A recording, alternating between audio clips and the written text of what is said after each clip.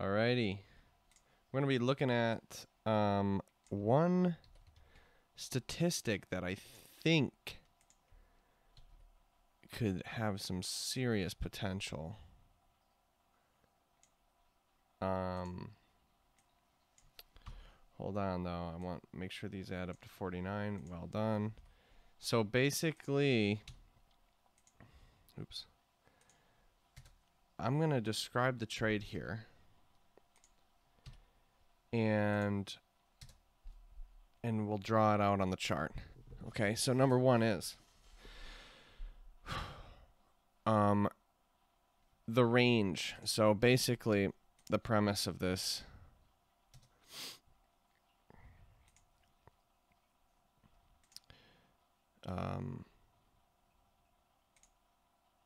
is that the overnight creates a range, right?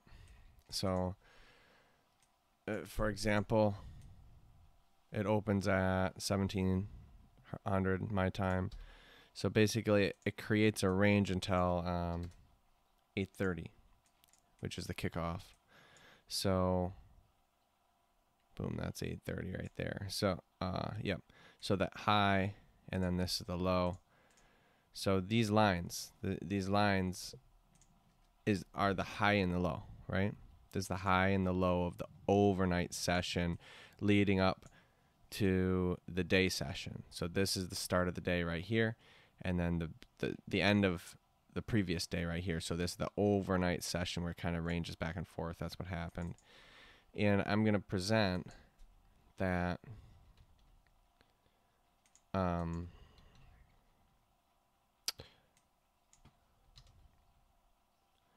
these two lines here, okay? These two lines.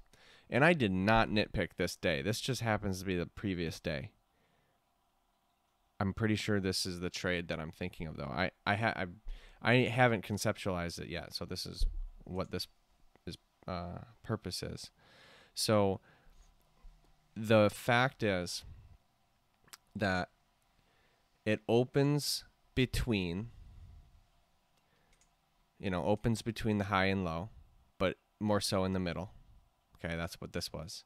More so in the middle. I mean, I technically do the 75% of the range. So this is the 75% of the range. This is the 25% of the range, the quarters, right? So if it opens up in between the quarters. So I'm trying not to be so complex, but that's generally what I use to quantify as something opening in between. So right here, this open, I'll put a circle right there. That's the open of the market, okay? That's the open of the market. 8:30, 8:31, okay? So I can't even, it's too big. I can't even see it when it's too big. All right, so basically, it opens in the middle. It comes up, and this is the first quarter it hits. It doesn't hit the bottom quarter first. It hits the first quarter, or the top quarter first. Okay, so it hits this one first, and we know that because we're looking at a 1 minute resolution. The code is looking at a 1 minute resolution. So it goes up, and it breaks 75, which is that R75, and then it goes all the way up and breaks the R100. So basically, it breaks the range. Straight away, it breaks the range too. But it breaks the range, okay? It breaks 100 without getting back to R50, which is the middle blue line right here. Now, let's go through the stats real quick. So, that's not right, is it? Yeah, sorry there.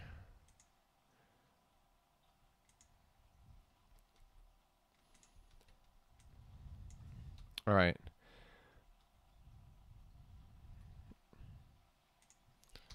Sorry, this is just not hard. I'm getting to it. I do think that there's a chance here. I'm going to find the real stats. So basically, that's what happens. It goes straight up. Okay, it breaks the high. Now, what are the odds that it'll hit this 125 mark, 125% mark, versus the R50 mark. Okay? What are the chances?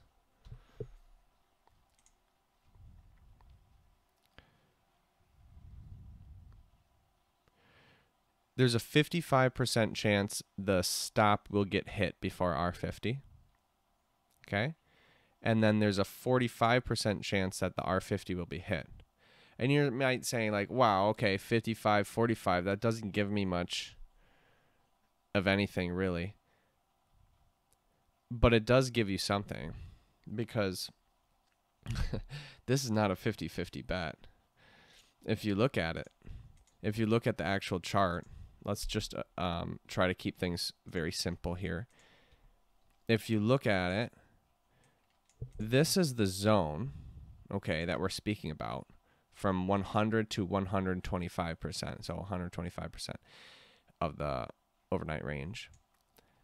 That's the zone we're speaking about. It's a 55% chance that this blue line will get hit.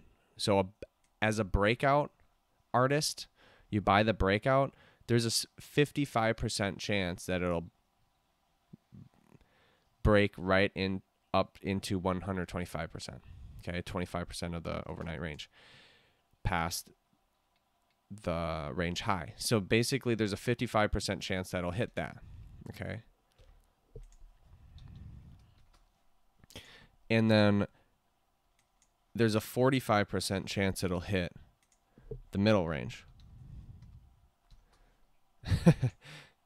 But this is not a 50-50 bet. This is a 2-1, a 2R. And we know that a 2R, 1 plus 2 is 3. 1 divided by 3 is 33%. You need to win 33% of the time. This wins 45% of the time, coming back to R50. So there is technically with 49 samples specifically, there's 285 days that day count. Yeah, 295 days in this study, but only 49 of them, opens in the middle, comes up in the first quarter, and then breaks the high. It has to go through a number of hoops to jump into this category. And that's why there's only 49 samples in the past. What does this study go to? How long is this study? Let me take a look. It goes 300 days back. So I don't know how many trading days in a year, but that might be more than a year. It's actually probably definitely more than a year. Yeah. Oh, about a year. August. So about a year and a month. A year and a month. There's 49 times that this happened, but there is absolutely edge, in my opinion, because I'm not hunting for this trade particularly. I'm just gathering stats. I've been gathering a shit ton of stats, and then this one just like, wow, that is not a 1R, or that's not a 50-50 bet. That's not a 1-to-1. This is a 2-to-1. Wait a second, we don't have to be looking for 50-50 trades. We can look for 2-to-1s, and this is the 2-to-1. Here's the trade. That's a 2R. You have your stop at 125, breaks daily high. You have your stop at 25% of the overnight range away. You have a small stop, and guess what? You're going to be stopped out more than half the time. But if you're not, you got a 45% chance of going back to the middle. And that's significant edge, because you only have to win 33% of the time. So I don't exactly know how much edge it is. I mean, I just look at the win rate, which is 45% minus 33. I mean, you got a 12% edge there. I don't know how to quantify it better than that. Maybe expectancy, but then it's a risk per, I guess. Oh, it's a 2-to-1. Yeah, let's do a risk per trade quick. Just super quick. I know there's a Kelly criterion out there.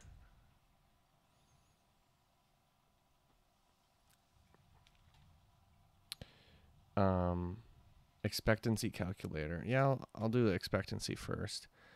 So basically, it's a 2-to-1, right? There's a 45% chance of winning. okay?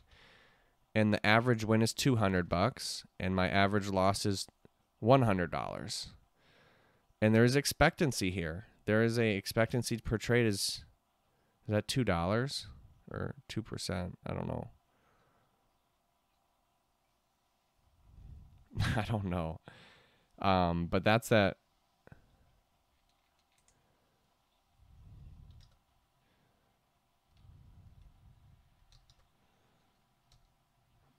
All right, it's the orange line. No, it's the fucking blue line. I don't get this. Oh yeah. Whatever. I don't care. It's the freaking blue line, and over 100 trades, 2 times 100. Oh, I don't know what this means. Expectancy per trade is 2.0. Whatever. I don't know what that means, but I think it's $35 on average if you risk $100.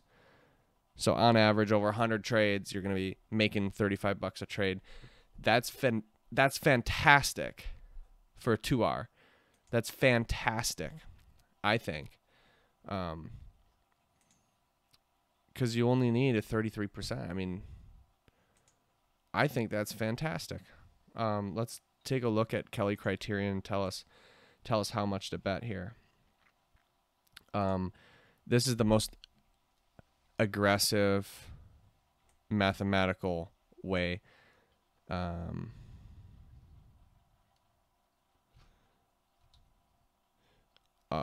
of position sizing. So the odds are 2-1. I don't know how to specify it, but I think it's 2-1 because I get a 2R. My bankroll is, let's say I have $10,000. How much do I bet per trade? It's a 45% probability for a 2R. I think that's how it's supposed to be. You're supposed to bet $17.50. That's what they do, though. Kelly Criterion doesn't mess around, bro. That's why they do adjustments. That's why this box is here. It says, oh, give me a half, Kelly, because shit is crazy. Yeah, 875 is a little bit better, bro. You're still risking 10% of your account in a trade. But it's because it has edge. It has edge. There's no doubt about that. There's no doubt. I mean, 49 samples is enough. It is enough. And we have fantastic data over a year's worth of data. There's no doubt that this can be run. And I think I'm going to code it up because I would like something higher win rate. 45% is high win rate for me. High ass win rate because I got the negative win rate, bro. So 45%, wow, that's like pulling my win rate up, my overall win rate. So that'd be sick. All right, but this is a dope strategy. Dope strategy. Interesting. Very interesting. All right, peace. Tell me, where am I supposed to go? And who am I supposed to believe? If only you knew what I knew, then you could see just what I see.